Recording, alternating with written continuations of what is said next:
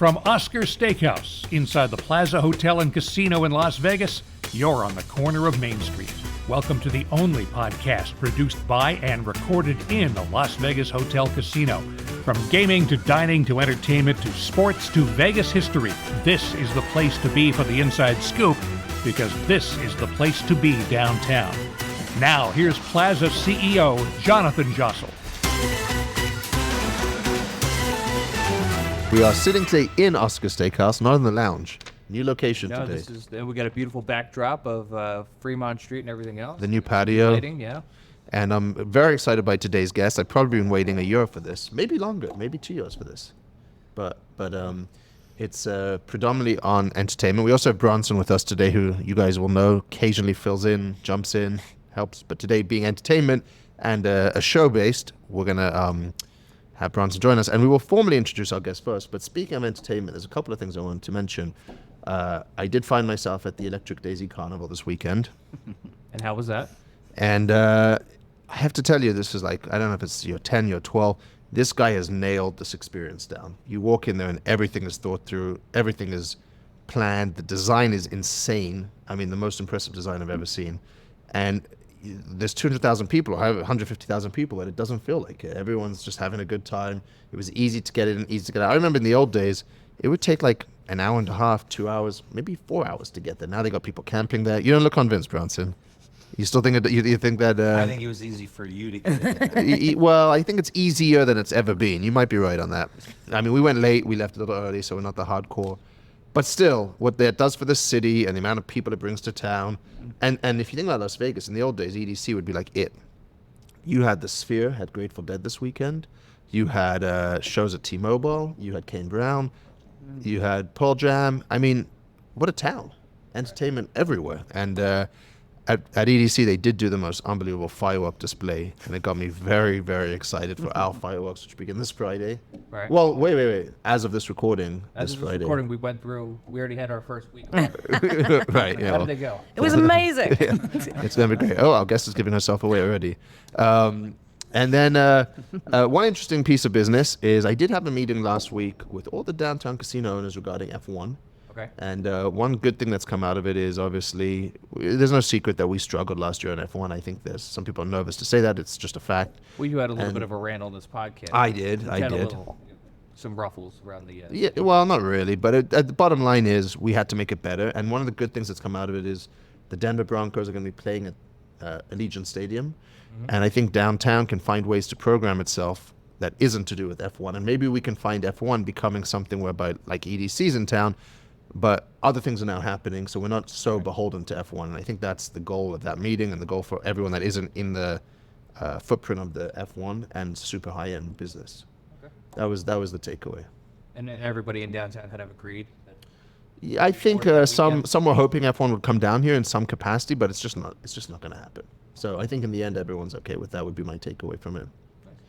And with that, why don't we introduce our guest, because we have an amazing showroom here at the Plaza, and now we have an amazing partner. Yeah. Yes. Joining us today is the creator and the brainchild of the show Misbehaves Mavericks, that's going to be coming to the showroom in October. Welcome, Amy Saunders, on the corner of Main Street. Thanks for joining us today. Thank you very much. It is great to be on my favorite podcast. I have literally been listening to you guys for years. Is this what you imagined? It's sort of. Were you expecting it to be more sexy than this, more glamorous? No, Martinis, no. better setup, more formal? Well, because we're very informal We've here. got Bronson, Gary, and Jonathan, so I wasn't expecting it to be more sexy. Oh, that's right. A little bit of shade Before we early started on. Recording, she was saying she had a couple martinis at the dinner series.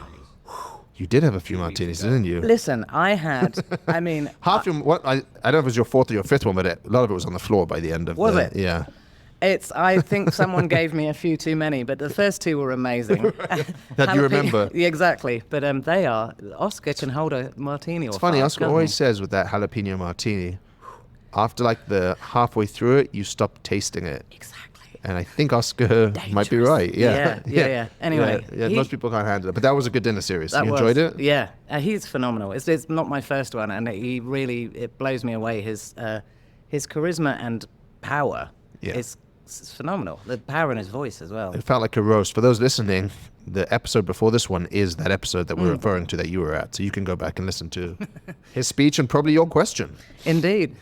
And your question, well, I guess we have to introduce you, but your question was, what's your favorite show in town? No, my question to him was actually, what has been your favorite show in Las Vegas? The history of, you see. Because for me, I think that Vegas has gone through multiple phases of history of entertainment, and entertainment tends to go through cycles, right? So Vegas has had a period where they have had headliners front and center before. We are now back at a point where that is the case, for example. Do you remember what he said? He said, "What are you?" Oh my God, is that Boy George? Oh, he saw you were Boy George. Yes, that was interesting. He yeah. said, yeah. I think he did say something, but it was a modern show, so I actually think he wasn't. I don't think He must have seen great shows back in the day. Exactly. You know what I mean? Like in the Yeah. 70s and 80s. Yeah. I can't imagine he wasn't walking in and out of the best shows in town. And I imagine if the series had been specifically about entertainment as well, then it opens up the brain. That's quite a what's your favorite show of all time?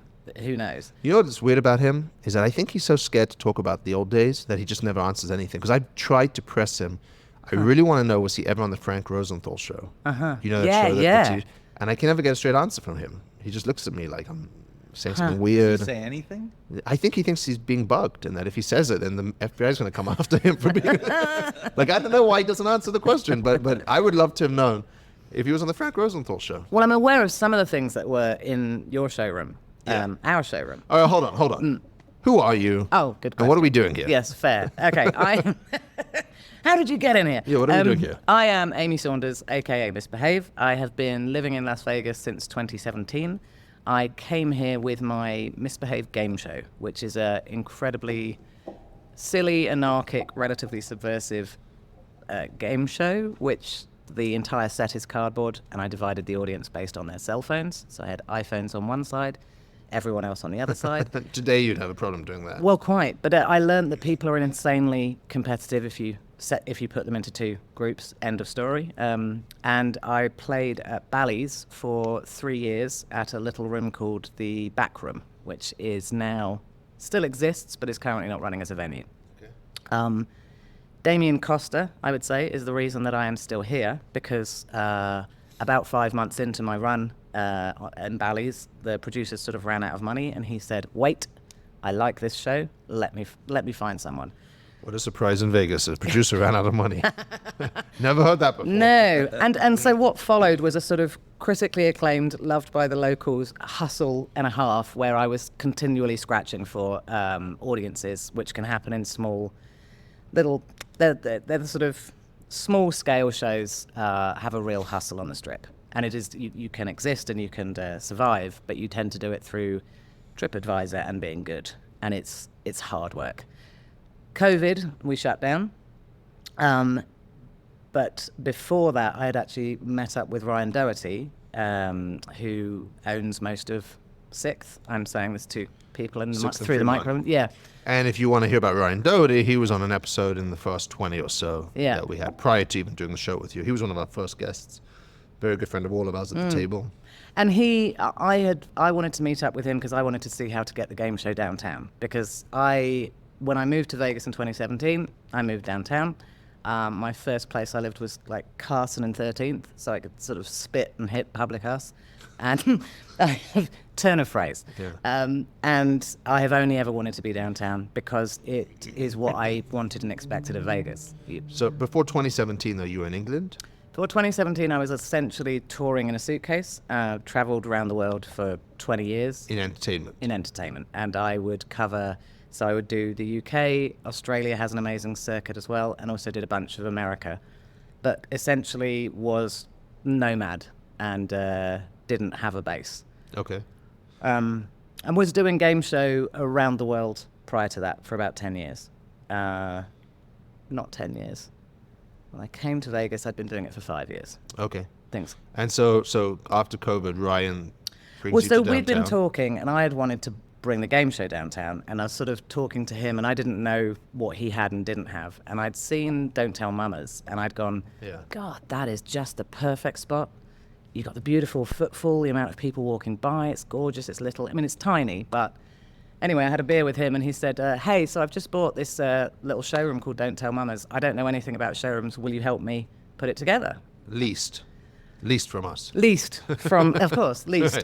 I've just leased. Right. We And I did said, do a deal, and he was yeah. a great partner. Yep. And I said, that's the dream. And it really is. Like, if you look in London, New York, like the idea of having something downtown that is that sort of size, Yeah. that you can then service the locals and the local entertainment scene and really cause a splash, but manageable. Yeah.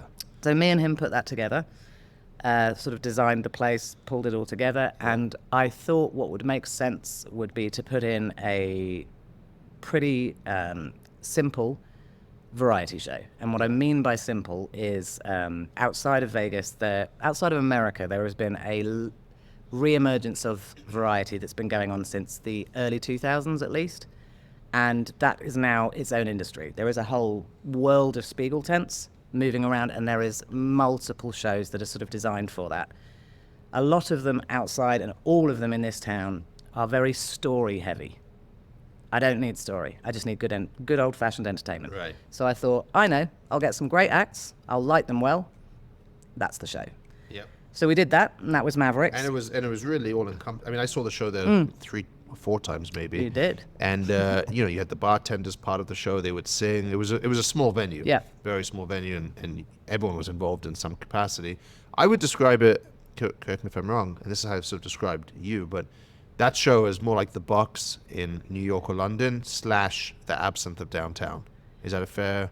It's sort of fair. What I would say, I mean, thank you, it's a lovely compliment. I would say the difference between the Box and this show is the Box like to shock. Their raison d'etre is to shock. If Simon Hammerstein keeps clothes on someone, I would be surprised, right? And I mean that with love, Simon. But so what I like is I like entertainment for the masses. I like non-exclusive, all-inclusive, right? So my entertainment, whether someone is being shocking or being wholesome, should be able to play to a 21-year-old through to a 95-year-old. And it should be able to encompass all of that generational along the way without compromise. And that's possible. So I can have quite a shocking act, but that shocking act is the experience of playing to many, many, many, many, many audiences, so they know how to cater the micro catering for the fact that this audience needs it to be softer. It's one of the things I learned on the Strip, because at Bally's, without a budget, your audience is middle of the road Republicans, middle budget, middle of the road. Now, you're not going to necessarily love me if you've walked into a show you don't quite know what you're about to see, and then you see me being all kinds of weird, and the show itself is weird. This is a different show from Mavericks. This was the one on the Strip. But what would happen over the time is you can win them over, and you can absolutely give them a great time, because my job is to entertain you, not to force my opinion on you, not to do my art. I'm an entertainer. So that means without entertaining the audience, I have failed, which means the audience is the priority. Yeah, so And the Box doesn't do that. The Box there is no... So I went to the show, and I had no idea what I was walking into. Friends had purchased tickets and said, hey, meet us downtown. First 5 minutes, I was like, where am I? What is going on? And then by the, 10, 15, 20 minutes in, I'm loving it, and I had a blast. Yeah. So, Jonathan, what was your first experience seeing the show? We knew each other, though. We did. We knew you each guys already other. had a relationship. And Okay. I loved the show. I thought it was great, but it was such a nice, intimate venue. Taking people there with me, everyone always loved the show. And I think it was a great addition to East Fremont. That was the big thing, because everyone in East Fremont was doing the same thing. So credit to Ryan for thinking outside the box, so to speak, for bringing that together, because everyone was doing the same thing on East Fremont. So that was just a total departure from everything else there. I loved it. For me, that's my kind of entertainment. On a night out, that's where I'd like to go see a show like that. Me too. And again, You should say that. Well, I would, but part of it is the fact that I don't need the extra dressing. Like I do actually struggle with entertainment, and my idea of fun is not necessarily going to go out and see a show. I need to know why I'm going out to see the show. So who inspired you to do this in Vegas? Where did it come from? I mean, other than your game show, did you ever work with Spiegel, or how did it come to be Spiegel World? How did it come to be that you were doing this? I think... Is that a tricky question? It is. Well, here's what I would say, Gary. We're going to edit this bit out, but I would love to come back and talk about Spiegel World another time. We have got there is buckets of material there. Okay. But let's cut to that, because that would just be cleaner and easier. Okay. Without that being weird and controversial. No. Did you work there, though? I was. We can still cut this. We'll still cut this. I was the first host in New York in 2006. The reviews that got them into Vegas, which is great, and what they've done here is phenomenal. Yeah. There is an aspect also of a bunch of history sort of being rewritten, and a few people haven't really, not myself, but a few people are kind of like, well, left by the wayside, and there's an aspect of reinventing, there's a lot there. But All right, let's that's pick okay. back up. I want to ask something. Since we're talking about creativity, is who inspired you when you were younger, maybe as a child or teen, that got you to where you wanted to get into entertainment and be a performer? Well, weirdly, I never wanted to be a performer, ever. I mean, and what happened was I hit central London quite young, so sort of early teens. I discovered Soho and the clubs around there. Yeah. And by the way, the way you run Plaza and how you treat your team, your staff, the whole feel of this is classic Soho 90s old school, where people whose respect and hard work and this ridiculous world we live in now. So I didn't want to be a performer. I didn't really have any influences until I accidentally became a sword swallower, which I know sounds ridiculous. That sounds ridiculous. It does sound ridiculous. Sword swallower. Accidentally. Accidentally. Well, are you a sword swallower? Because I've seen you stick a sword through your tongue. No, you've seen me stick a rose through my tongue. Oh. You've seen me stick a sword down my throat. Oh, right. Yes. Yeah, you are a sword swallower. Yes. That's right, yes. But so I fell in love with hospitality, and my hospitality was really on the bones. I was a flyerer, so I was literally the person on the street, come on inside, all around Soho, and sort of built up from that. And I got a very strong want for hospitality. So I find self-indulgence really hard to stomach, and I find that a lot of my industry, entertainment, is self-indulgent. And so for me, what is absolutely clear is it is only about the audience or the client or the customer or the person, right? It is not about you. I love art that can tell us all these things and has a point of view and wants to do these things. It's just not what I do. What I do is I entertain you. So if I'm not entertaining you, I am not doing my job, right? Right. And that came, I think, from the fact that I didn't want to be a performer and sort of fell into it. And the way I fell into it really was I read a book called Memoirs of a Sword Swallower, and I thought, I want to do that. And I taught myself, and I wouldn't recommend how I taught myself to anyone, but safe to say I'm lucky. And from there, I then ended up busking in bars. So there were a few bars in the West End that would let me jump on the bar, shout at people, swallow a sword, and pass a bucket. Take tips. Yep. And that was sort of my in to entertainment. And then after that, it ran all over the gamut, from street performing to fetish nights to alternative cabarets to Glastonbury Festival, etc. I mean, I would say for the amount we're going to talk about today, Glastonbury Festival is where Mavericks comes from. Because in Glastonbury Festival, which for me, and I know I live very near Burning Man, but Glastonbury Festival is the festival. I love it. And, Not EDC. Not EDC. No, not LIB. None of Yeah. it is Glastonbury. And there's a little tent called Mavericks.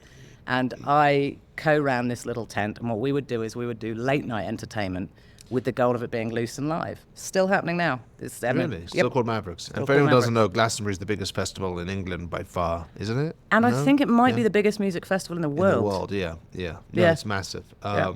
And it's great. Haggis MacLeod and Arabella Churchill, actually, who was Started it? Winston Churchill's great-great-granddaughter, are the ones that brought entertainment to Glastonbury.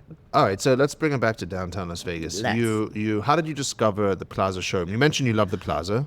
How did you discover this room? Because for anyone that's not following along here, Amy is opening up a show at the Plaza in October. I am.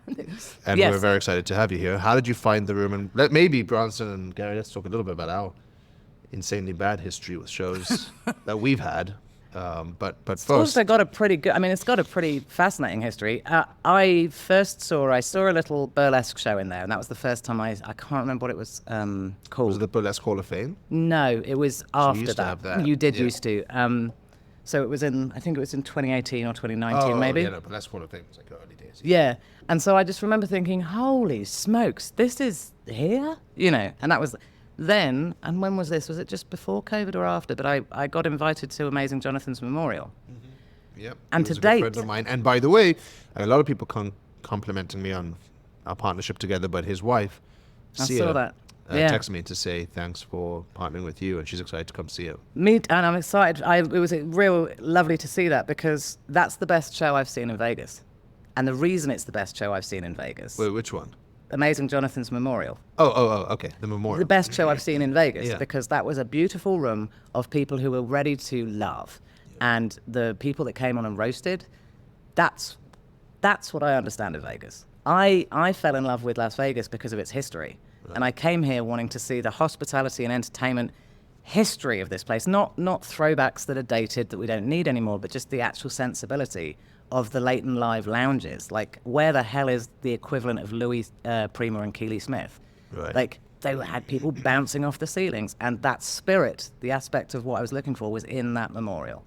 It's Amazing Jonathan, wasn't he at the dinner series? We've right had him before? at some dinner series. I was a good friend of his. He did a haunted house here. Right. I did a lot of things with him before he sadly passed away. Yeah, but you touched on something that I think is really important to me, and why I think the show is going to be a success. Is when I go to see a concert or a show today, it feels very boring. Yeah. No matter how good the show is, everyone's just sitting there with their phone out filming it. Yeah. Even in a stadium concert tour, like, there's no energy, there's no excitement anymore. People are sort of just, it feels boring, everything. Yeah. And no matter how, so that's why I think intimate venues are the future, because these stadium tours just don't seem that fun, or these bigger shows in Vegas. Now, Sphere is different because it's so all encompassing with the screen and the experience there. But for the most part, a lot of these shows I see are just very boring. But the Sphere is actually quite an interesting point. And again, I don't know anyone that works at the Sphere. Like, it's to do with the Sphere. So this, what absolutely, I think it's genius, is you may have spent a lot of money on it. You may have the plans for the inside, all you want. But you know what's amazing about the Sphere? The outside. And you know what, the outside's free. And you know what's the best thing about the outside? The simplest idea, which is the emoji. The emoji, the smiley face. It's absolutely, that for me is hands down. I mean, cost you a lot. That's an expensive emoji, but I'm really glad for but they it. are charging a lot for that outside marketing.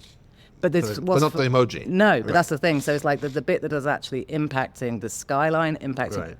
that emoji. And I think one of the things that I've been trying to work out historically what it is with Vegas, because Vegas is second only to New York, I think, for American history of entertainment. I know LA has got a lot of TV things, movies and going on, but in terms of live entertainment, for me, an absolute entertainment nerd, it's New York and Vegas. So what's changed, and I think the change here is it's sort of large productions, massive hardware. So if you look at Awakening, the stage is a work of art. That is phenomenal hardware by any stretch, however you use it. But the scale of the show that you then put in the hardware leaves me cold. And that's immaterial to whether good, bad, indifferent. Right. I need something with heart. I need something with charisma. And for me, what I've found is, as long as you are working with excellent entertainers, they can fill a small room and a big room with presence. You know, so the Plaza Showroom is definitely bigger than Cheap Shot. Cheap Shot holds 99 people. Plaza Showroom holds 400. But having worked in many, many different theatres and spaces, that is an intimate, big showroom.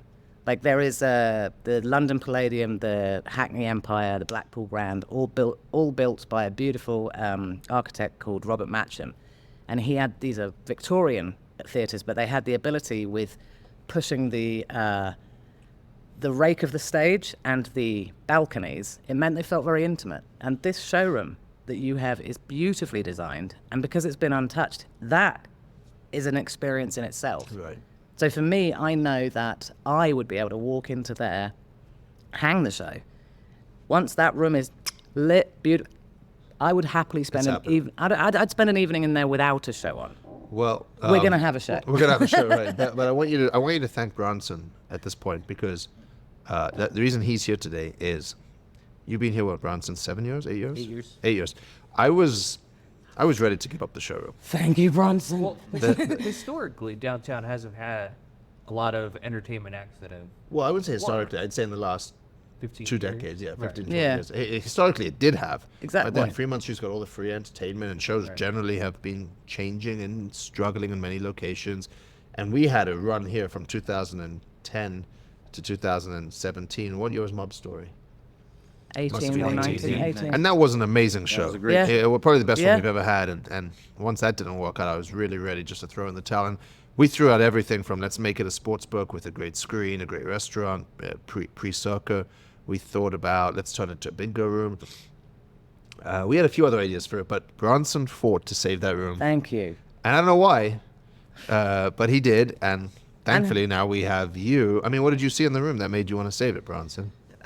It's just the last of its kind. Yeah. You know, and I did go to the box in New York, that was, many years ago, and I do like those old school rooms. So it was one of the things when I first came here, when I walked that space, I came to you, and it was one of the first things that really drew me to the property. But I just feel like kind of almost owe it to really try to make something work in that room. And even though we've been fighting the good fight since I've been here for 8 years. I think that we have the best opportunity ever with you right now, Amy, and the show and the type of show it is. I think it's ripe for what downtown wants and needs, and it's different, and I think different is good. Yeah. Thank you, I Bronson. think different is good. I agree with that, but I would also go as far to say, and I don't mean it's not being cocky about the show I have, but it surprised me, and it does surprise fellow performers who are passing through town, that there isn't actually a stage where nomadic independent performers can kind of pass through. Like if you're an excellent juggler, where are you going to play? Unless you've got a years-long contract with certain specific shows, you're not going to play in Las Vegas. And that's ridiculous. And that's what you can afford them. Yeah. Like the Blue Bunny can just come in and walk around and be a Blue Bunny. But we are, I mean, all of the performers, and I've got an excellent, I've still got one of those cookies, by the way, which is a picture of Jonathan and the Blue Bunny. Yes. Lovely Yes, moment thank together. you. You're welcome. But all of those performers, and myself included, we are all high-end performers, and we will get paid ridiculously good money working on the German variety circuit or in the large variety shows, whether that's your Mad Apples and Cirques or Spiegelwells or whatever. There's only so many slots, and I also think that there is a particular attitude, potentially, what they get overlooked, possibly, when they don't need to be. And I have often been someone who will sort of go, ta-da, and then someone go, oh, we didn't know they could do that. And you think, really? They've been around for 30 years. It's a surprise you didn't notice. Australia also has a very large chunk of these variety shows, and a lot of I'm not Australian, but a lot of it comes from the festival circuit there and then over in Edinburgh as well. So a combination. Have you seen Baby Reindeer? Do you know what? I'm having images of you, the failed performer in the beginning. Oh, Richard Gadd. Yeah, like going to a pub. Not that you were a failed performer, but the way you're describing, like on the tour, and they're trying to get their first break. And anyway, it's not a show for everyone, so no. I was just going to ask, what is that? It's a show about a comedian's experience with a stalker. It's a comedian who is in England, and he starts getting stalked from a pub, but then it takes a dark, weird twist. This is not a podcast for But that. you know what's interesting about that, specifically that show, is I've been listening to the sort of kickback that's been getting, and the biggest kickback that happens is Netflix do not have the same things in place as the BBC, as other places. So this would never, like the problems they're having now, the fact that they said it was a true story, and the girl who's the stalker went on a live interview and said it's not true, and they outed her, and I don't know. It's gonna be interesting to see. They would not be in this situation if the BBC had made it. It's good. Oh yeah, no, you should watch it. It's worth watching. Yeah. Bronson is writing this down as we speak. But his notes are Baby Reindeer. Just switching gears for Bronson and Amy. How did the deal come together to bring Mavericks to the showroom? Well, Yeah. so while I was still at Cheap Shot, Matt Franzetti, who is my co-producer in this, popped over to me and said, "Hey, what are your plans with this?" And I know this is going to sound ridiculous, but my plan was always that you have Mavericks down at Cheap Shot, and then once a month you do a big version in the Plaza showroom, because for me, as I see it, there is downtown, and you could like throw your arms around downtown and everything should stay within and around it. And I feel like it's a whole ecosystem that can support each other. You know, Circus got the biggest sports book, great, throw people over there. We've got a showroom, great, throw people over here. You've got a special little bar, and the goal with everybody downtown should Bouncing be around. But what should be never let them leave downtown. Right. That's it, right? Then it all comes good. So Matt comes over to me, what's your plans? And I said, not sure. My game show is now on Virgin Voyages, so I was like, I'm busy for a minute. And he said, I think it should stay downtown. I said, I 100% agree. And he said, do you know the Plaza Showroom, perchance? And I said, it's the only room in town I'm interested in. And it is. Really? For me, I feel, particularly my experience with Bally's, that I think 99% of entertainment in this town is down to location. And I will tell you if a show is going to work or not based purely on where it is, right? Because, and it's why the Strip, in a way, is so horrifically designed for anyone who wants to do anything other than be a casino.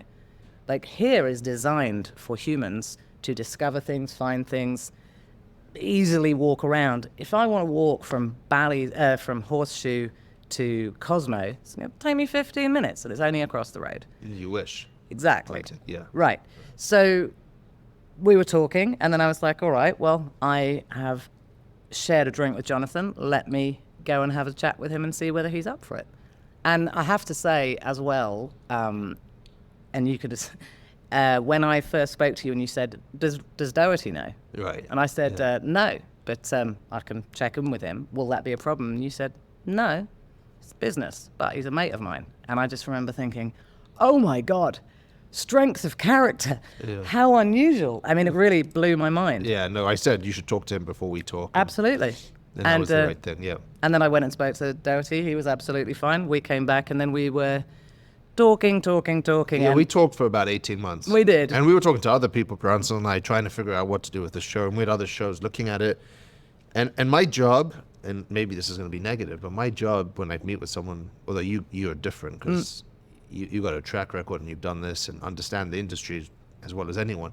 I think Bronson and I spent the first 3 months trying to talk people out of it. Yeah. Like, this is tough. Yeah. Please understand the risks of doing this a show downtown. Yeah. We've had that speech 3 or 4 times with groups over the last few years, actually telling them, please don't do this. Yeah. I want to save your money, your bank account. Yeah. And you, to your credit, persisted, believed in it, convinced us that it's the right thing to do. And as we just announced, it's happening. And what I thought was really cool is on the social media or on the press release that came out was how many people knew you and were excited to come back to you. Like, you already have a built-in audience. Yeah. And that's of locals, right? So it's also, because again, I think that it's same with the game show. Entertainment is entertainment. So actually the locals love the show because they can go, oh, I've got a mate coming into town in 4 months' time. I have no idea what will be on the show, but it'll work and there'll be something new for me and they will enjoy it. Because it's not for us, it's for the audiences. Shall I wait for him to come back?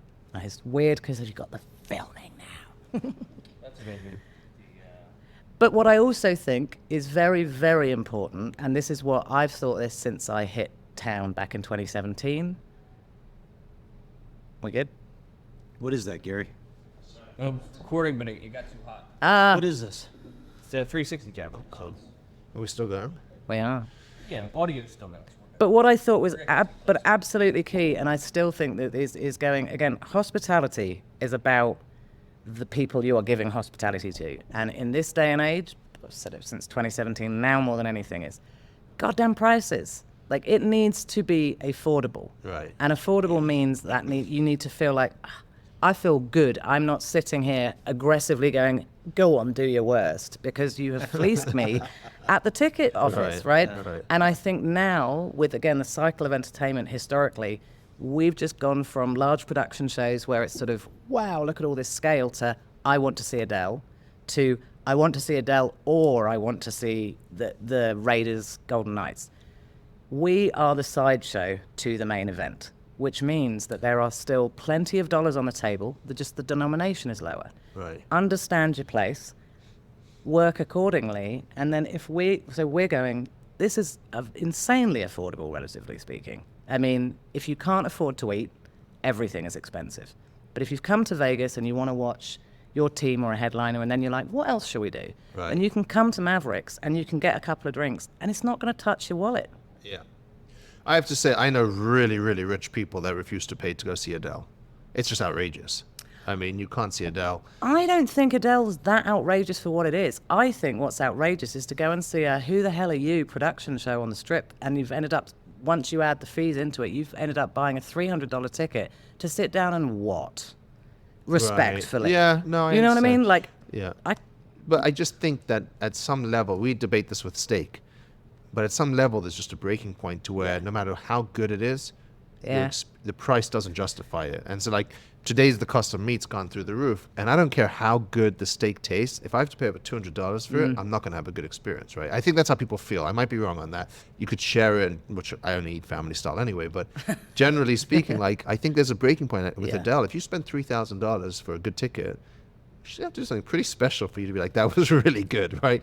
And so I think that's the biggest risk to Vegas in many ways, is that we're outpricing ourselves. You know, F1 is the most expensive race by 10x to any other F1 race. Why? Yeah, well, that I agree with. But what's interesting is you can't franchise Adele, but you can franchise a steak, right? A steak is just a steak. And so I'm not saying, and it's weird, I don't need to sort of defend Adele. Do you love Adele? No, I don't. That's what I was thinking. Like, I'm trying to, and there would be very little that I would spend that sort of money on. But if I apply it to sports ball, Yeah. and, you know, my level of interest of these sports balls in town is not. But if Liverpool Arsenal were playing Allegiant, Yeah. I would absolutely look at the idea of going, I don't mind spending $500 on that. You wouldn't need to because you'd be like the only I know, person I'd be there. the only one there. But at the same, I bought an expensive ticket to see Beyonce. Not an expensive ticket like thousands and thousands, Yeah. but I bought a real ticket and really went to see Beyonce. And that's sort of where we live at the moment. Like, I think that it's not going to outprice itself in the sense that the high rollers had a great time at Formula One and actually spent money. It's about learning that there is a Yeah, but we're difference not. between exclusive and all affordable. And so for me, downtown and that showroom, part of this showroom is the fact that it should be accessible. Everybody should be able to enjoy this experience without feeling like they've broken the bank. Yeah. And we can do that, and we should do that. And I think lots and lots of producers, not just exclusive to Vegas, are greedy. Like, it should be, you know, the audience are your front and But center. isn't there a flip side to that, which is they need to make it, and they need to survive, and they're just trying to get every dollar out they can out of the customer before. I'm not saying it's the right way to think about it. It's the wrong way to Awakening. think about it. Yeah. Well, I guess what would probably be, what I keep coming back to the older I get is saying, I would just love to see the minutes of the meeting, please. Do you know what I mean? Because you're Yeah. like, how did this decision Who happen? thought about this? Oh yeah. You know, and I think it's more that. The good news with us is this is the minutes of the meeting. This is as we're talking about it. We're figuring it out right here. But you guys have been doing this from the jump. I was saying to Gary earlier, like, where I first spotted it was when it was back in 2018, and you had that little Instagram installation. And in that, what you had something that said, this is Plaza, this celebrates history, I know I'm in Vegas, also, it is designed for an Instagram story, so it is modern, and it is not for us, it is for anyone who walks in there. They can take it, it's about their Vegas experience. And continually, it's the same as the pink box, it's the same as the golden, the carousel. These don't conflict, they don't jar, they're not just trying to make money, they're about integrating and enhancing the experience, which is a longer term viewpoint than someone grabbing the money and going, well, this will work for me. So tell us about, now we have Oscars, we have Sand Dollar, which is really finding its feet, programming is getting better. We have the pool, we have the weekly fireworks, we've got a lot happening at the Plaza, some other exciting announcements. Where does Mavericks Misbehaving fit into it? When can people expect to see it, get more information, buy tickets? Well, thank you for that lovely lead in there, Jonathan. We will be open from October the 2nd. We will be doing 6 shows a week. We will start by doing Wednesdays through to Sunday, 2 shows on the Friday. The show will be at 7 o'clock, and on Friday it will be at 7 and 9. The website is mavericksdtlv.com. Tickets are on sale now. The socials are the same, mavericksdtlv. And we wanted to, putting our money where our mouth is in terms of costings, it is no fees ever.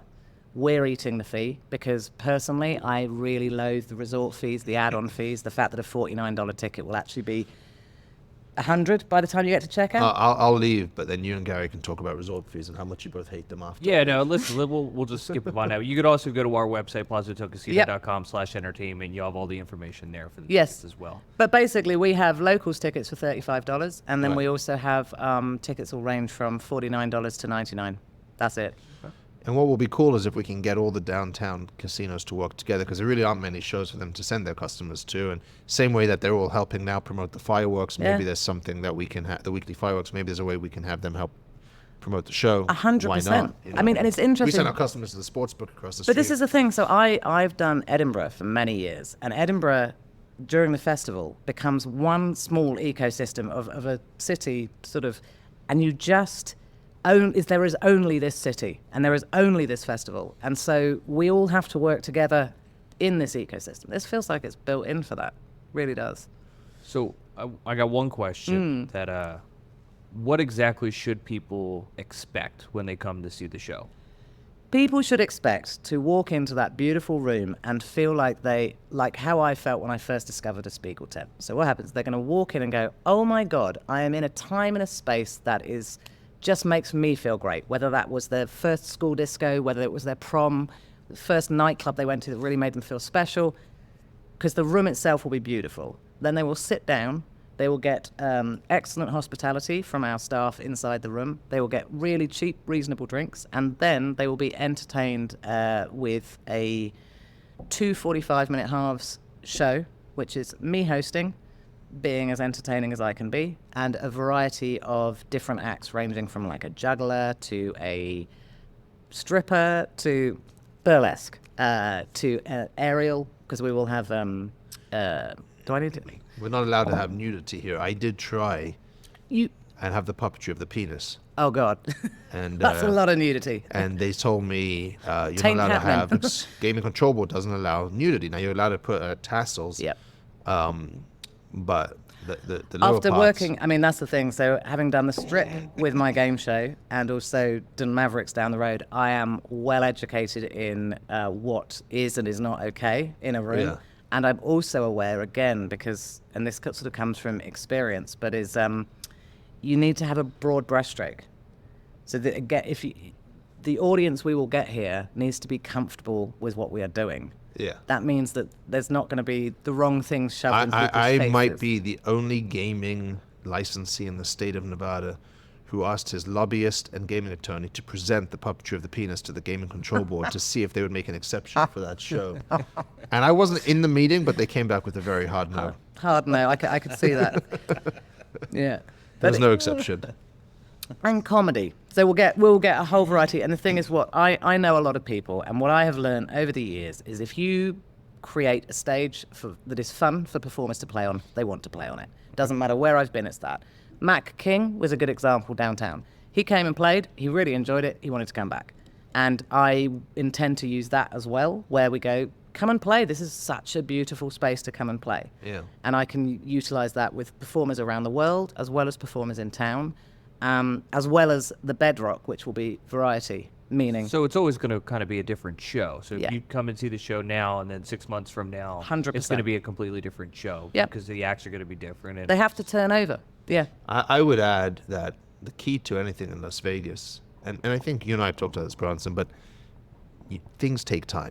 Yes. They don't automatically become an overnight success. Yes. And so, like, you have to have the staying power. The mob story just didn't have the staying power, but probably could have built a track record if they had stayed.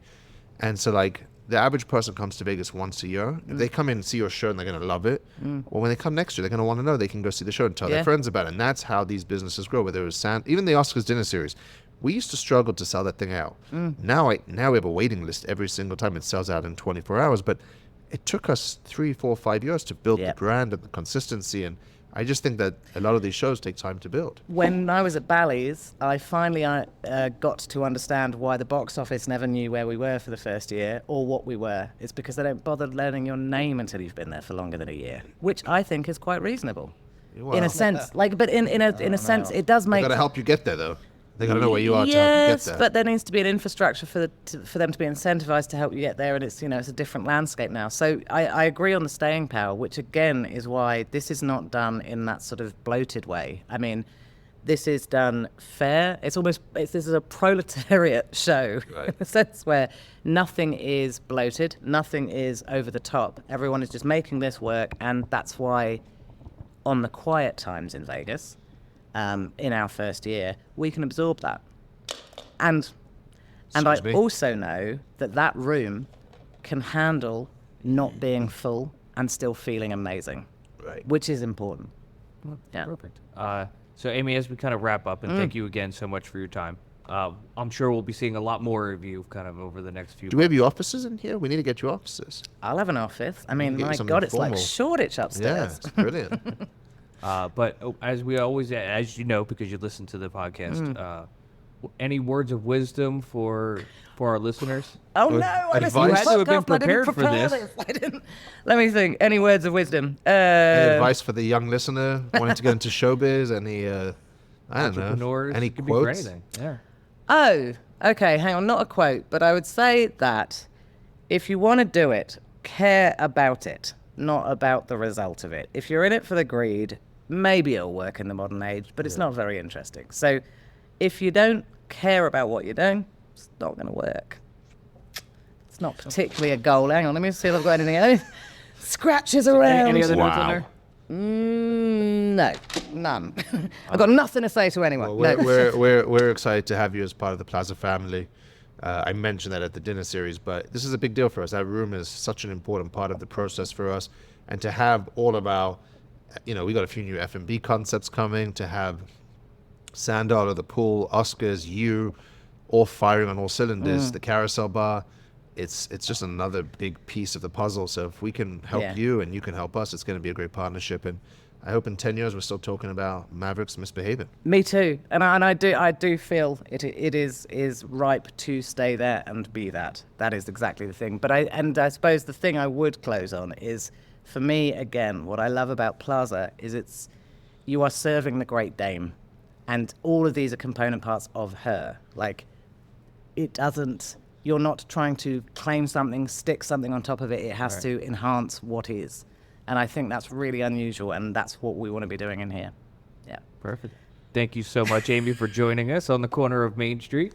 Pleasure. For tickets availability, plazahotelcasino.com/entertainment. And then what were the other channels? MavericksDTLV.com or at MavericksDTLV on Instagram. Perfect. We'll see you in October. Boom.